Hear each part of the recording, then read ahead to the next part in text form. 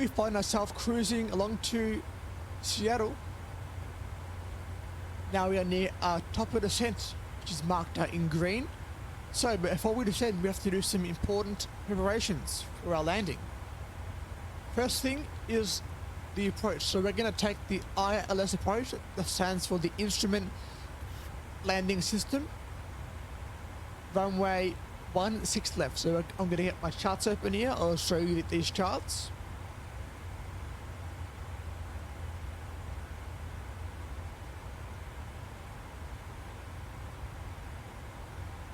So yeah, all we need is just Chartbox, by the way. Chartbox is a free service for charts.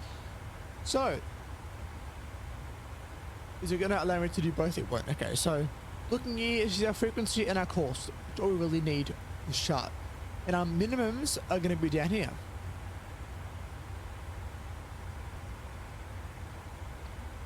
So we're going to go to this here, this bottom pedestal. Here goes our frequency for the ILS approach. 110.3. Put that as the active one, and the course goes here. Course is 164.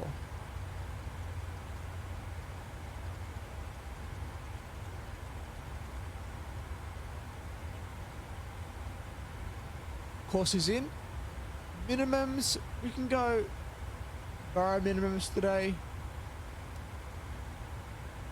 Looking at this chart, I'll bring it up here.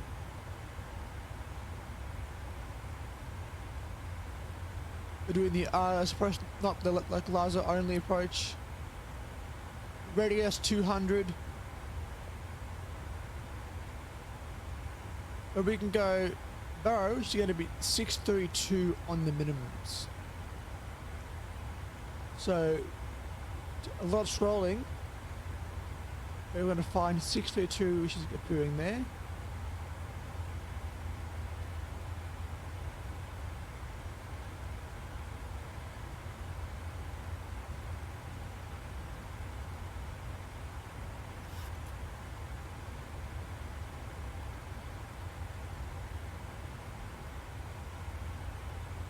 That is set. That is it. Now down we can go to auto brake settings. Along runway Seattle, we're going to go auto brake 1. Ensure that is set. If you want, you can go to your progress page. It will tell you the distance remaining to your top of descent.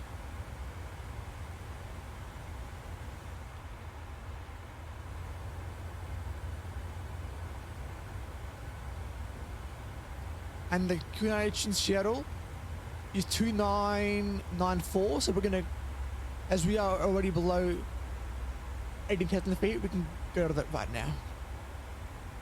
And for descent, now we're going to find our lowest altitude, which is 6,000 feet.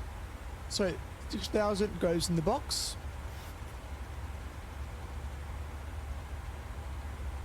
If you want a complete star, that is usually around 3,000 feet, but we have a vector, so going to be at Griffey 6,000 feet. Easy. Right. We also want to arm our speed brake, so we can just arm that. It'll show in green if it's armed.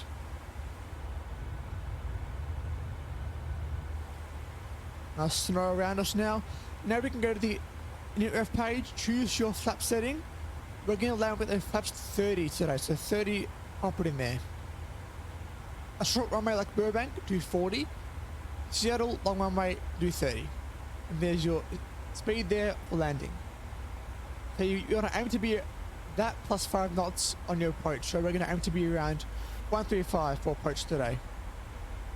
Now here's our marker for our profile for VNAV. We're on that marker. If it's too high, it means we get too low.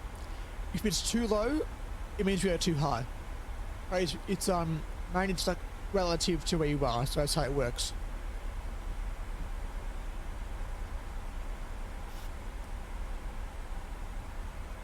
Now we're descending.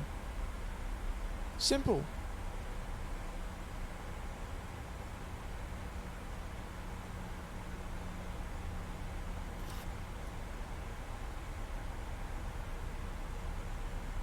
Now we can manage our vector. I'm gonna want to go direct to CARFO after Goofy, so we can go CARFO. Let's just put it in direct. So that now it's one nice flight plan in, and now we can go. That goes to 3,000 now. Nice.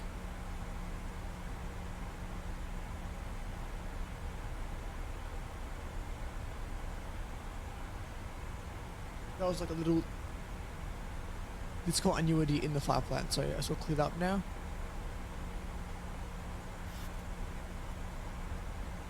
If you were being vectored, you'll stay at 6,000 and the control will give you further instructions from that point.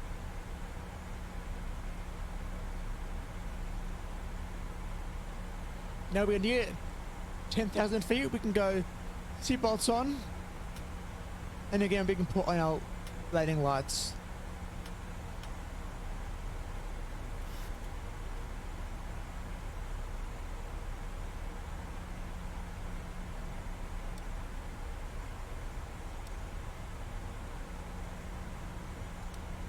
Turn now. Look at that view though, so beautiful.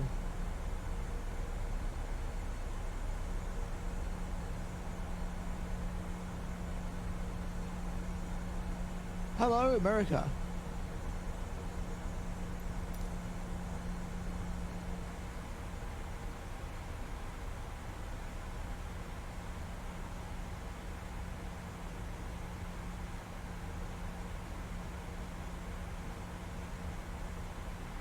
So on profile, this green little curve thing, it shows when you're going to meet your set altitude based on your current profile. So it's saying we're going to be at 3,000 feet and we're at that green bar. On VNav will sort itself out, so we should be at 3,000 based on the profile. If it's in magenta, it means that the airplane is currently following that constraint, so it's currently going to 11,000 or above. Bone, which is just there.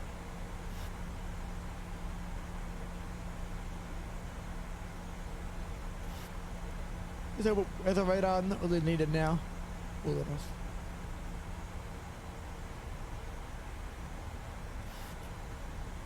You always want to keep an eye on your speed as well. So our speed's looking alright so far. Which is normal. It slows down to the speed below 10,000 feet. So that is all normal right now. All normal.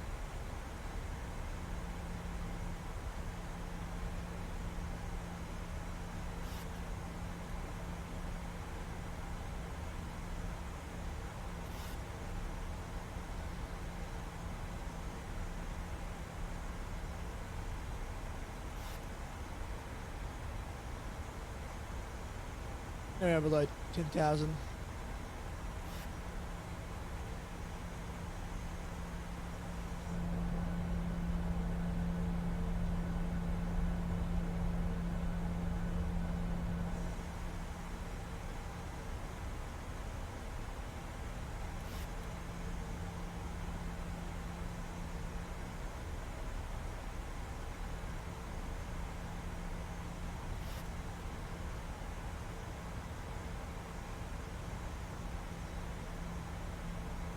So we'll stabilize for 240, and now they'll do it for episode 3. See, for episode 4, we're going to go through the IS approach, which is a really common approach that you should all know how to do. And really simple as well. See you in episode 4.